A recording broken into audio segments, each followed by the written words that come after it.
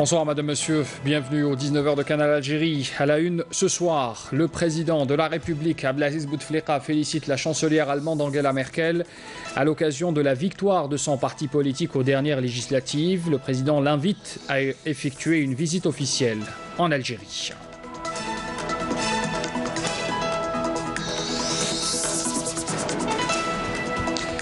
Au Sénat, aujourd'hui, poursuite des débats autour du plan d'action Ouyahia. Les présidents des groupes parlementaires au Conseil de la Nation ont valorisé le discours réaliste du plan d'action du gouvernement, mettant en exergue l'importance de la mobilisation de toutes les forces vives du pays pour la concrétisation de ce plan d'action.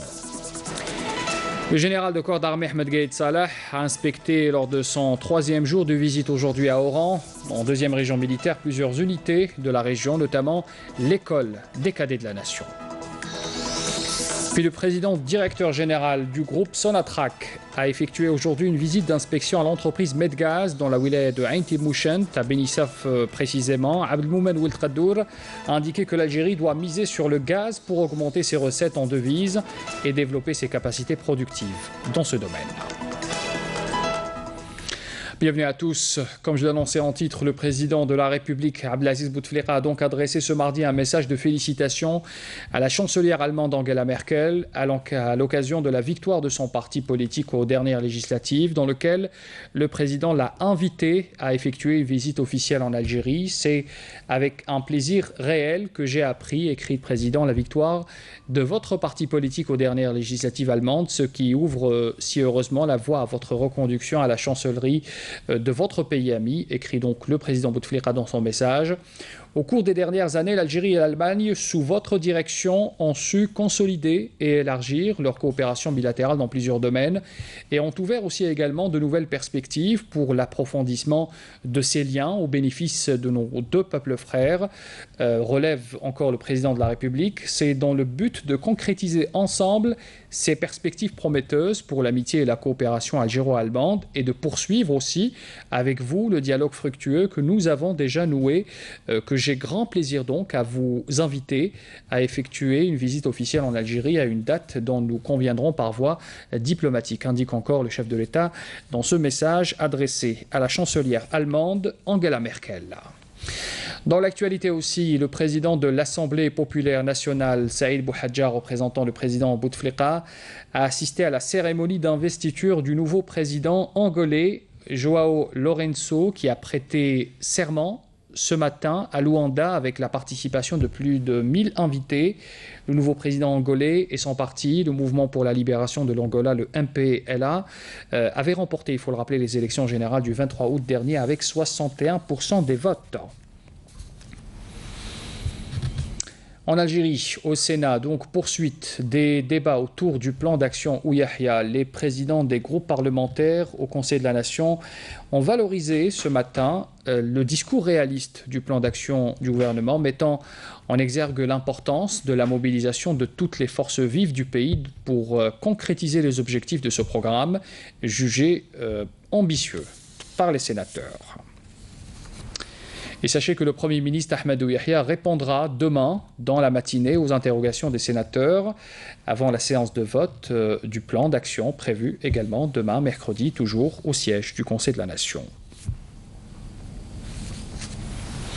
Le ministre des Finances, Abdelrahman Raouia, a présenté également aujourd'hui devant la Commission des Finances et du Budget de l'APN le projet de loi portant amendement de l'ordonnance relative à la monnaie et du crédit. Le premier argentier du pays a révélé quelques chiffres. D'abord, les réserves de change de l'Algérie qui pourraient reculer à 97 milliards de dollars d'ici la fin de l'année. Elles sont actuellement à 105,8 milliards. Raouia assure par ailleurs que le contrôle et le suivi de mise en œuvre du financement non conventionnel seront assurés par une commission qui sera placée auprès du ministère des Finances. Et puis il annonce également que le très attendu projet de loi de finances 2018 sera présenté demain, mercredi, au gouvernement. Le général de corps d'armée, Ahmed Gaïd Salah, vice-ministre de la Défense nationale, chef d'état-major de l'armée nationale populaire, avait inspecté aujourd'hui, lors de sa 3e journée de visite en 2e région militaire à Oran, plusieurs structures, notamment le siège de l'école des cadets de la nation. Les détails avec Amal Bessaïd. À l'entame et en compagnie du général-major Saïd Bey, commandant de la 2e région militaire, le général de corps d'armée a visité l'école des cadets de la nation d'Oran, cette école qui offre un enseignement et une formation de qualité aux cadets avant de s'entretenir avec eux lors d'une rencontre d'orientation et de sensibilisation où il a valorisé les résultats remarquables réalisés par cette école depuis son inauguration lors de l'année scolaire 2009-2010. Il m'est si agréable de me réunir avec vous, cadets et cadettes de la nation, appartenant à cette école, lycée des cadets d'Oran, en 2e région militaire. Cette prestigieuse école, qui a ouvert ses portes depuis l'année scolaire 2009-2010, constitue l'une des prémices fondamentales de ce parcours scolaire et de la formation. Les résultats obtenus ont été caractérisés par une perfection singulière, que ce soit pour ceux du baccalauréat où le nombre total des bacheliers a atteint 658 cadets, ou pour ceux qui aient des résultats remarquables réalisés par ces cadets à l'issue de leur sortie de l'Académie militaire de Cherchell ou des autres écoles supérieures, et dont le nombre est égal actuellement à 267 officiers, venant renforcer efficacement et effectivement les rangs de l'armée nationale populaire, parmi lesquels ceux ayant rejoint le corps de la santé militaire en tant que médecins et pharmaciens ou pilotes de différentes spécialités, et aussi ceux qui ont choisi le secteur de l'information. En outre, l'armée nationale populaire, digne héritière de l'armée de libération nationale, doit être sous le commandement et avec le soutien de son Excellence, Monsieur le Président de la République, chef suprême des forces armées, ministre de la Défense nationale, fier du succès retentissant de ce cursus scolaire devenu un exemple à suivre dans le domaine d'études et de formation réussie. Le général de corps d'armée a tenu à rappeler que la décision de son Excellence, le Président de la République, chef suprême des forces armées, ministre de la Défense nationale, relative au lancement des écoles des cadets de la nation, a été parfaitement concrétisée sur le terrain à travers l'ouverture des 10 écoles programmées et qui vont inéluctablement constituer une source importante pour répondre aux besoins de nos forces armées en cadre hautement qualifié. Il faut également rappeler encore une fois que ce cursus scolaire n'aurait pu avoir lieu sans la décision de son Excellence, Monsieur le Président de la République, prise à l'issue de sa louable initiative relative à la relance de cette structure d'enseignement et de formation. Ce processus, dont les infrastructures sont complètement parachevées, comporte 10 écoles réparties sur toutes les régions du pays et qui constituent une source importante et fertile pour subvenir aux besoins de nos forces armées. Elles contribueront également à préparer et à forger la future élite militaire consciente de son devoir national et de ses lourdes responsabilités. Ensuite, le général de corps d'armée a inspecté le projet de réalisation du nouveau siège du tribunal militaire et l'établissement militaire de prévention et de rééducation à Oran, visitant leur infrastructure où d'amples explications lui ont été données. Au niveau de la base navale de Mars al-Kébir, le général de corps d'armée a également inspecté le bâtiment lance-missile Saleh Raïs, numéro d'enseigne 802, qui a été rénové et équipé de haute technologie et d'armement moderne et qui vient renforcer les forces navales. 13 contrebandiers ont été arrêtés hier à Taman Rasset par des détachements de l'armée nationale populaire et des éléments de la gendarmerie nationale qui ont également saisi plusieurs produits destinés à la contrebande à Tlemcen, à Intimouchent également. Et puis on apprend par ailleurs que des éléments de la gendarmerie nationale et des gardes frontières ont appréhendé 5 narcotrafiquants. Ils avaient en leur possession 3,7 kg de kiff traité et 1059 comprimés psychotropes.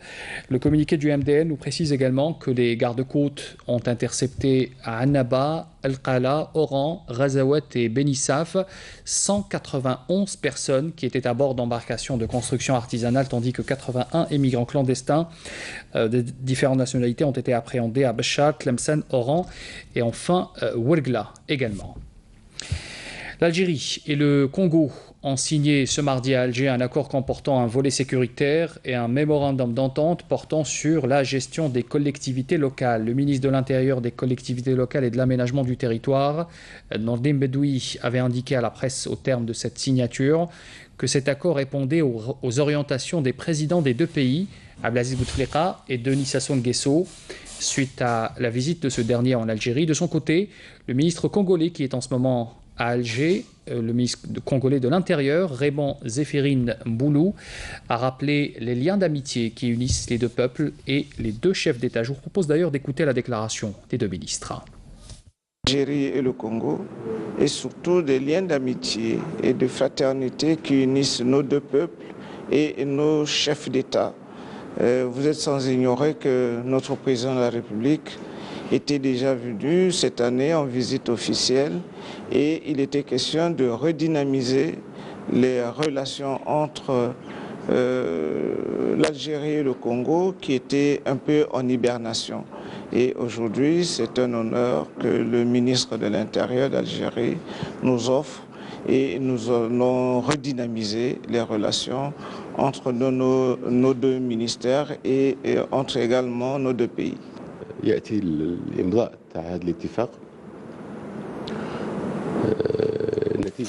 La signature de cet accord intervient suite à la visite du président de la République du Congo en Algérie au mois de mars et c'est en application aux instructions de son Excellence le président de la République Abdelaziz Bouteflika et du président congolais afin de donner une nouvelle dynamique aux relations algéro-congolaises dans différents domaines concernant les affaires intérieures, que ce soit dans le domaine de la formation des membres de la sécurité congolaise en Algérie ou de la participation des différents groupements régionaux. Le PDG de Sonatrach a effectué aujourd'hui une visite d'inspection à l'entreprise Medgaz dans la wilaya de Ain Temouchent. Medgaz, vous le savez, est un projet important en Algérie depuis sa mise en service en 2011. Il a traité 37,72 milliards de mètres cubes. Abdelmomen Ould Qaddour avait indiqué que l'Algérie doit miser sur le gaz pour augmenter ses recettes en devises et développer aussi ses capacités productives dans ce domaine. Reportage et couverture de Nakhla Al-Orbi, Mohamed Zawi et Abdelhakim Amer. Le terminal de Benessaf sera incessamment doté d'une nouvelle station de compression. Estimée aujourd'hui à 8 milliards de mètres cubes par an, la capacité de transfert de gaz naturel augmentera de 2 milliards de mètres cubes annuellement. La nouvelle stratégie de Sonatrach étant d'augmenter les capacités de vente de gaz naturel. Le PDG du groupe, Abdelmomen Ould Qaddour, l'a annoncé à partir de Benessaf. Si nous sommes venus ici, c'est pour être proactifs et non pas réagir. Comme nous voulons développer notre capacité gazière industrielle, nous sommes en train de prévoir aussi nos capacités de transport et d'export. Pour faire face au plafonnement de la production de pétrole, le PDG de Sonatrach a rappelé qu'aujourd'hui l'industrie gazière constitue une solution prometteuse pour l'Algérie, ajoutant que le groupe est en pleine phase d'optimisation de ses installations et a annoncé dans ce sillage le lancement d'une installation industrielle pétrochimique d'ici 2018. D'abord, nous avons des réserves très importantes et deuxièmement, ce qu'on oublie, c'est qu'on a des capacités d'export extrêmement importantes. Avec tous les pipes, le pipe de l'Est, le pipe de l'Ouest. La semaine prochaine, nous allons réceptionner 2 méthaniers. Donc, vous voyez bien que nous avons des capacités d'export importantes, nous avons des réserves importantes et nous sommes en train de développer nos champs. J'espère que d'ici le premier trimestre 2018, on aura 3 champs qui seront mis en production. Les quantités livrées par Medgaz depuis 2011 sont estimées à 37,72 milliards de mètres cubes, couvrant 25% des besoins en gaz de l'Espagne, pour ne citer que ce pays qui importe 74% du gaz qu'il consomme. Pour le PDG de Sonatrach, en plus de Medgaz, qui est un exemple de partenariat gagnant-gagnant, il devient aujourd'hui impératif pour l'Algérie de trouver des partenaires positifs. Un atelier sur le traité de coopération en matière de brevets a été organisé par l'Institut national algérien de la protection industrielle avec au bout obtenir une protection par brevet au niveau international. Breveter une idée, c'est la valoriser, la protéger et par conséquent l'exploiter afin de lui conférer une plus-value économique. Est-ce possible ? Le volet invention a un poids considérable qu'il peut avoir sur l'économie. Aujourd'hui, l'économie algérienne est entièrement basé sur l'exportation des hydrocarbures, pratiquement.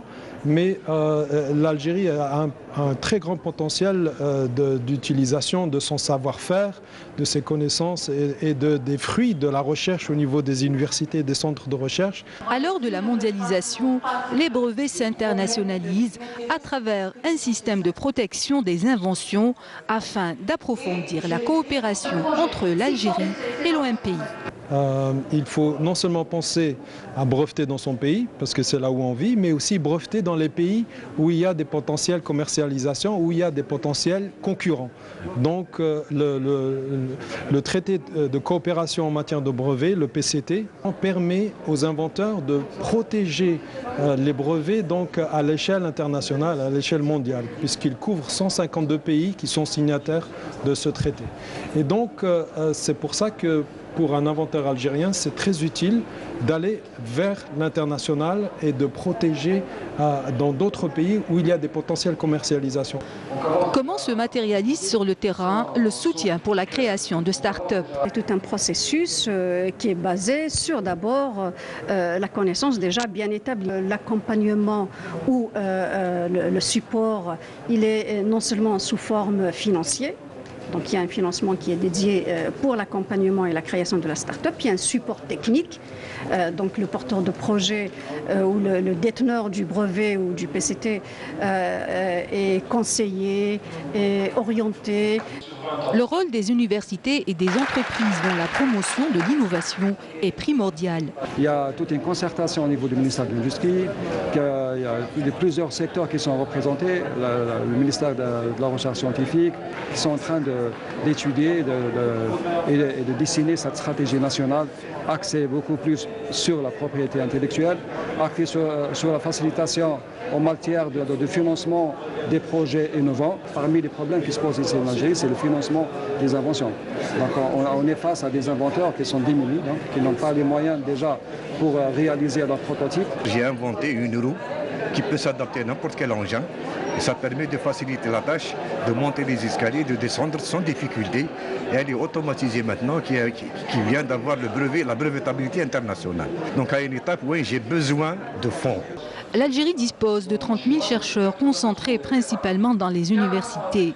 Au niveau mondial, 60% de la recherche se fait au niveau de l'entreprise, contre 1% en Algérie.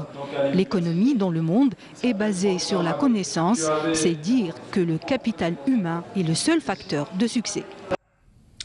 Dans la wilaya de Tindouf, il n'existe aucun centre de contrôle technique pour les véhicules, ce qui met le citoyen dans des situations délicates entre se déplacer vers d'autres wilayas ou attendre des équipes d'Alger qui viennent sur place. Le choix semble restreint. Yasmine Chouicha. Des dizaines de voitures à l'arrêt et des automobilistes qui dorment dans leurs véhicules.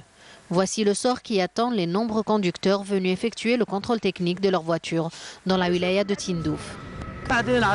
On est en train de surveiller nos voitures car on attend notre tour pour passer sous le scanner. Cela fait 4 ou 5 jours et je fais le va-et-vient. À chaque fois que je viens, la file d'attente est trop longue, alors on est venu la faire de nuit. Une file interminable et qui s'allonge heure après heure. Ce qui a poussé cette équipe de contrôleurs techniques de venir d'Alger pour servir de renfort à l'opération de contrôle. Nous sommes venus de la capitale Alger. On est en mission pour 20 jours. Ici, il n'y a pas de contrôle technique. Le site est fermé. Il existait, mais il n'est plus opérationnel. On est venu pour compléter ce vide. Car pour le citoyen, le plus proche point de contrôle est dans une autre wilaya, à 800 km d'ici, à Béchar. pour compléter le vide. Parce que المواطنين ما عندهمش وين يروحوا. عندهم الولاية قريبة عليهم 800 كيلومتر. هي بشار. Tindouf souffre d'un manque total de sites de contrôle technique de voitures. Nous sommes là pour réduire la pression.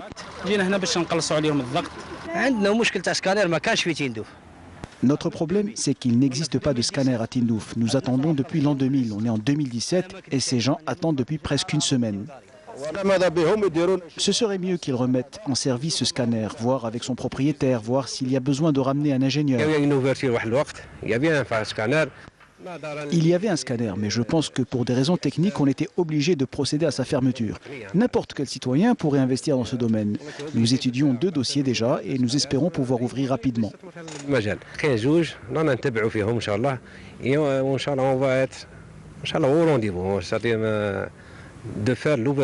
En attendant l'ouverture de centres de contrôle technique de voitures à Tindouf, les conducteurs n'ont d'autre choix que d'entamer une quête quasi impossible d'autres sites dans les wilayas environnantes, ou bien celui d'attendre cette équipe itinérante qui ne vient que 2 fois par an. Le barrage d'Ourkis à Oum El Bouaghi est un projet ambitieux qui va contribuer à alimenter 5 grandes communes de la région en eau potable. C'est une bonne nouvelle pour plus de 400 000 habitants qui habitent dans ces régions. Le récit Saleb Kasser. D'un coût de 4 milliards de dinars, les eaux de ce barrage seront transférées vers le complexe de Beni Haroun afin d'alimenter 5 grandes communes de la région en eau potable, ce qui permettra à plus de 400 000 habitants de bénéficier de ce précieux liquide.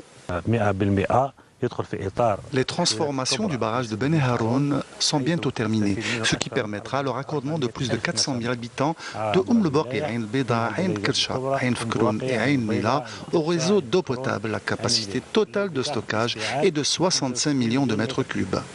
136 000 mètres cubes seront pompés quotidiennement pour alimenter les communes concernées. Des stations de pompage d'eau et de traitement des eaux potables sont en voie de réalisation, ainsi que les canalisations et les réservoirs de stockage. La capacité de pompage de la station est de 136 000 mètres cubes. Nous avons aussi 5 grands réservoirs d'une capacité de 80 000 mètres cubes. La pose des canalisations est en bonne voie. 100% sont terminés du côté ouest et 60% du côté est.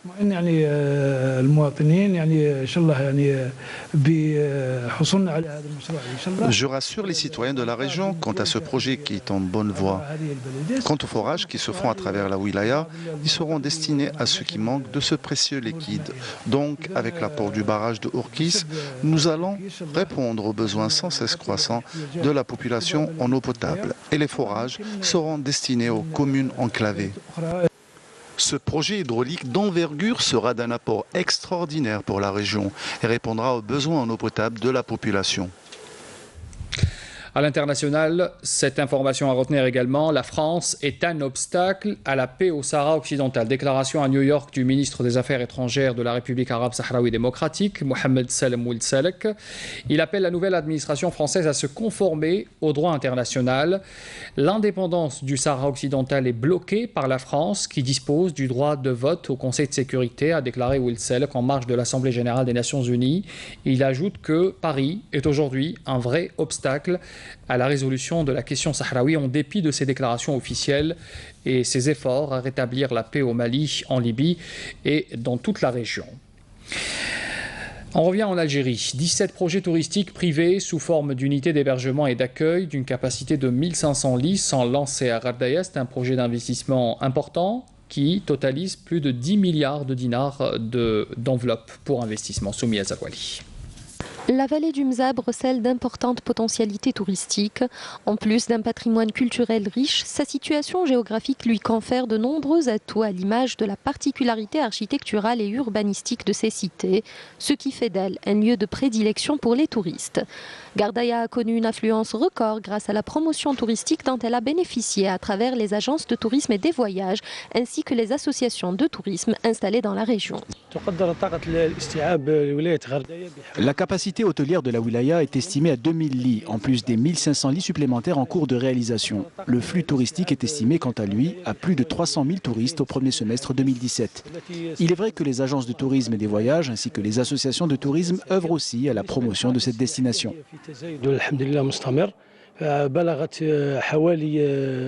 Et pour renforcer la capacité d'accueil dans la région, 17 projets touristiques sont en cours de réalisation par les investisseurs privés dans le but de booster le tourisme à Ghardaya. Nos prestations et services sont proposés de manière continue. Nous recevons les touristes à n'importe quel moment de la journée ou de la nuit. Nous assurons également le transfert des touristes de jour comme de nuit. Nous avons 40 bungalows. 20 d'entre eux sont des F3 et nous avons 12 bungalows de standing F2 avec sauna. Le taux d'avancement des travaux a atteint 95% pour ce qui est des chambres single. Le seul problème qui persiste, c'est l'alimentation en eau courante. À Gardaya, la vallée du Mzab a été inscrite au patrimoine mondial de l'UNESCO en 1982. Elle possède un nombre important de sites et monuments historiques dont la beauté, l'originalité et la valeur sont reconnus à l'échelle internationale. Rappel des titres avant de vous quitter. Le président de la République, Abdelaziz Bouteflika, félicite la chancelière allemande Angela Merkel à l'occasion de la victoire de son parti politique aux dernières législatives. Le président l'invite à effectuer une visite officielle en Algérie. Au Sénat, poursuite des débats autour du plan d'action Ouyahia. Les présidents des groupes parlementaires au Conseil de la Nation ont valorisé ce mardi à Alger le discours réaliste du plan d'action du gouvernement, mettant en exergue l'importance de la mobilisation de toutes les forces vives du pays. Le général de corps d'armée Ahmed Gaïd Salah a inspecté lors de son 3e jour de visite aujourd'hui à la 2e région militaire à Oran plusieurs unités de la région, notamment l'école des cadets de la nation. Puis le président directeur général de Sonatrach a effectué aujourd'hui une visite d'inspection à l'entreprise Medgaz dans la wilaya de Ain Timouchent. Abdelmoumen Oueld Qaddour a indiqué que l'Algérie doit miser sur le gaz pour augmenter ses recettes en devises et développer ses capacités productives dans ce domaine. Fin de ce journal, merci de l'avoir suivi. Prochain rendez-vous avec l'actualité demain, le journal à midi avec Amina Zahouf. Je vous donne rendez-vous à 19h. Très bonne soirée à tous.